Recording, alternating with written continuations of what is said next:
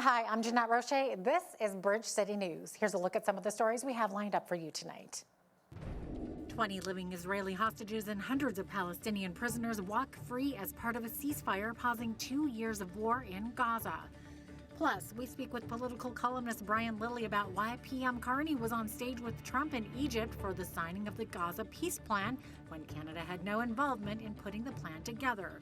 And we go one-on-one with mayoral incumbent Blaine Hyggen, who addresses controversy surrounding his first term as mayor.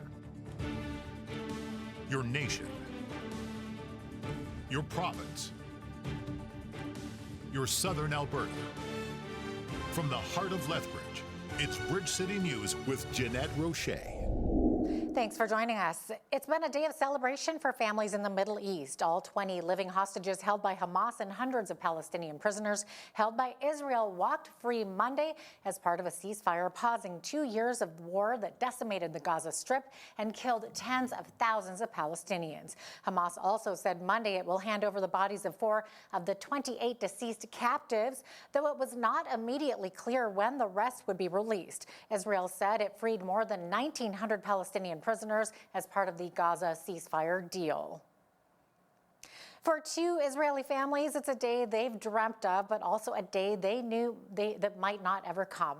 Families of released hostages, Eaton Horn and Omri Miran, described moments since loved ones returned. He said that the last few months since the deal collapsed and Israel went back into fighting was harder. There was almost less food or not so much food. He lost a lot of weight, more than 40% of his body weight. He's just learning now about what happened in Israel on October 7th. And friends he knew that were murdered, and he had no clue how many people were kidnapped on that day. Finally, he could embrace Ronnie and Alma, he could play with them, he could feel like he's a father again, and they could feel like they have a father figure in the household. Our focus now is healing as a family, protecting Omri, but also we're going to keep the fight until all the hostages return. After the release of hostages, Israeli Prime Minister Benjamin Netanyahu declared he was committed to this peace, raising hopes that the ruinous war, which triggered other conflicts in the Middle East, might come to an end. The International Committee of the Red Cross cautions that finding and returning the remains of former hostages in Gaza is an even bigger challenge than freeing those who were still alive. An official says the challenges include decontamination of rubble-strewn sites that may be littered with unexploded equipment and difficulty identifying bodies. The UN Development Agency says the amount of rubble in Gaza would stack 12 meters high in all of New York's Central Park, or be enough to build 13 giant Egyptian pyramids. U.S. President Donald Trump made the historic announcement over the weekend regarding peace in the Middle East, and many nations signed the peace agreement Monday, including Prime Minister Mark Carney, who was in Egypt for the signing. Carney appeared to have some very friendly interactions with the president, but he also appeared on the stage alongside of Trump. We asked political columnist Brian Lilley why Carney was on the stage. Did Canada have anything to do with putting the peace plan together? No, nothing at all. Anita Anand, Carney's foreign affairs minister, had tried to claim that last week, saying, "Oh, I worked very closely with Secretary of State Marco Rubio." Well, Marco Rubio did an American television interview where he was asked about these countries that had announced unilaterally a Palestinian state. And he said that they actually got in the way of a peace plan. What happened after Canada, the United Kingdom, and France all said, we're going to unilaterally recognize a Palestinian state without a peace plan in place? Hamas stood up and walked out of the negotiations. So we actually prolonged the killing. We prolonged the misery. We prolonged the death and the war and the destruction. And that is a shame on our country because of that. Because in the end, Donald Trump's peace plan actually does deliver a two-state solution. And it's one that is more likely to be successful than what Mark Carney, Keir Starmer, and Emmanuel Macron were trying to accomplish with their declarations. You can catch that full interview with Brian Lilley, Toronto Sun political columnist, coming up right after business news. Canadian officials insist they are working gradually to rebuild trust with India. Foreign Affairs Minister Anita Anand is on a 3-day trip to India, already meeting with Prime Minister Narendra Modi and senior officials there. Anand is the first Canadian cabinet minister who has been invited to visit after 2 years of diplomatic strain. She says India has agreed to readmit a full cohort of Canadian diplomats and that the two countries have signed a statement outlining areas where they want to cooperate. Anand says Canada will always defend the security of Canadians after Canadian officials repeatedly flagged New Delhi as a major source of transnational political repression. I am reiterating the importance of the rule of law. I am reiterating the importance of the safety and security of the Canadian public. I am reiterating the importance of an independent investigation being undertaken by the RCMP. I am indicating the importance at all times of the necessity to follow and uphold Canadian law, including the Criminal Code of Canada. Anand says the speed at which the Canadian mission in India returns to full strength could help determine whether the two countries relaunch trade negotiations. Back here in the West, many Alberta students are keeping busy and hoping a strike by their teachers ends soon. Today marks the start of the second week kids won't be back at school province-wide as 51,000 teachers have walked off the job.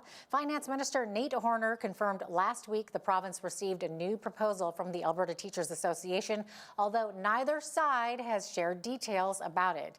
The union has said the province needs to hire more teachers than what was already promised to address class sizes. A Calgary man has been charged by Lethbridge police with multiple counts of attempted murder after appearing to deliberately run over a group of pedestrians last week in a parking lot. The first of multiple criminal acts committed by the suspect in Lethbridge that same evening. BCN's Landon Hickok has more on that story. Behind me in the parking lot of the visitlethbridge.com arena is where a man drove his vehicle into a group of pedestrians, hitting 3 and narrowly missing 2. It was about half an hour before the Hurricanes were set to drop the puck in a home game against the Portland Winterhawks when police started receiving 911 reports. The male suspect fled the scene before police could arrive. All 3 pedestrians that were hit suffered serious but not life-threatening injuries and were transported to a local hospital in stable condition. We received a number of reports from citizens throughout that evening. I would encourage anyone that has additional information or that hasn't already reported to police to come forward and do so. Police then got calls of a nearby hit and run that occurred near the area of Mayor McGrath Drive South and Scenic Drive South, where reportedly the same suspect gestured toward a driver of a Subaru Outback, rammed into the vehicle deliberately, then fled the scene. And a short time later, the suspect was then reported at a convenience store along Blue Fox Boulevard in North Lethbridge. He reportedly threatened a staff employee when his car declined when he attempted to purchase some items. He then left the store with the items without paying. The police subsequently located the vehicle along River Bottom Road North near Softball Valley where the driver was taken into custody without incident. A 47-year-old male, Christopher Haig, is in charge with a total of 14 criminal code offenses, including 5 counts of attempted murder, 3 counts of assault with a weapon, dangerous driving, dangerous operation of a motor vehicle causing bodily harm, dangerous operation of a motor vehicle, utter threats, and theft under $5,000. The 3 injured victims, a 77-year-old female, a 77-year-old male, and a 46-year-old male, are now recovering and have since been discharged from the hospital. I think our city is incredibly safe. These incidents are rare, but they do happen. So it's important to be vigilant, but understand that the members of the Lethbridge Police Service are here to keep us all safe. Haig was determined to not be impaired at the time of the incident, and all victims are reportedly unknown to him. Following a judicial interim release hearing, Haig was remanded in custody and is scheduled to appear in court on Wednesday. Alert and Lethbridge police have conducted an operation targeting downtown drug dealers that have resulted in the arrest of 7 suspects and the seizure of drugs and firearms. Following a search of a problem property on Lavelle Road on September 16th, one man, 44-year-old Andrew Hall, was arrested. Alert located varying amounts of fentanyl, methamphetamine, and cocaine, along with 2 firearms. Alert alleges that Hall supplied drugs to street-level fentanyl dealers who predominantly operated in the city's downtown. 6 more drug dealer suspects were linked and subsequently arrested. All face a total of 28 charges in relation to drug trafficking and remain in custody. They will all face court appearances on October 16th. Alert, who began their investigation back in June, will continue its investigation by determining if the seized firearms can be linked to other crimes and suspects. This afternoon, October 14th, Lethbridge transit workers held a rally or practice picket in support of 45 members who operate the Access a Ride paratransit service. According to Travis Oberg, president of the Amalgamated Transit Union, Local 987, drivers and dispatchers have been working without a contract since December of last year. Oberg says bus drivers and other transit workers will be outside City Hall from 5 till 5:45 p.m. in support of the city's Access a Ride operators. Our practice picket is to send a message to City Hall that when we're in mediation tomorrow, that we are looking to get a fair contract. A couple items of concern are ensuring that we have safe passenger load time for our riders, and also ensuring that we have equal compensation package, same as our transit operators. Part of the negotiation process is that we've hit impasse with the city. We've applied for mediation, and we'll be back at the bargaining table tomorrow and Thursday with a mediator to try and assist to get to resolution on our contract. If we don't get to a settlement in those 2 days, then the 14-day cooling off period will take place. During that cooling off period, at the end of it, there will be an illegal position to take a strike vote, and upon a strike vote, we could serve notice to the city 72 hours to take strike action. Amalgamated Transit Union, Local 987, represents 140 transit drivers, maintenance staff, dispatchers, and service staff. It's not uncommon for accusations of fraud, scandal, conflicts of interest, and the like to come out of the woodwork during an election campaign, and mayoral incumbent Blaine Hyggen is no exception. During an in-studio interview with BCN, Hyggen addressed allegations of conflicts of interest. It was alleged that Dr. Saee Zilke appointed Hyggen to the Cardiac Sciences Advisory Cabinet as co-chair, while her husband Dale was still serving as a member. There were allegations that Dale had once helped manage Hyggen's campaign. Hyggen explains his side of the story. First off, Dale Zilke was not my campaign manager, so that's the first thing to clear up. He did help me with my campaign, absolutely. And I befriended them when they first moved to town because I wanted to be able to offer any assistance I could, because we're in doctor shortage, especially in specialists. We struggled to get specialists, so I did everything I could to be able to support them so that we could bring more doctors into Lethbridge. And so I got to be friends with both Dale and his wife, and Dale did help me on my campaign. Again, was not a campaign manager. We go through the paperwork, you'll see that he was not listed as a campaign manager. However, did do a lot of work with me. Hyggen also discusses a separate controversy that arose amid allegations involving himself and the president of visitlethbridge.com. That interview is coming up in the second half of our show. The University of Lethbridge has unveiled a new name for its Center for Sport and Wellness. Beginning this Tuesday, it will be known as the Co-op Center for Sport and Wellness, thanks to a landmark 25-year $4.25 million partnership with South Country Co-op and Federated Co-op. The agreement will support upgrades to the facility, enhance programming, and establish an endowed scholarship for students. It allows us to make sure our facility is upgraded.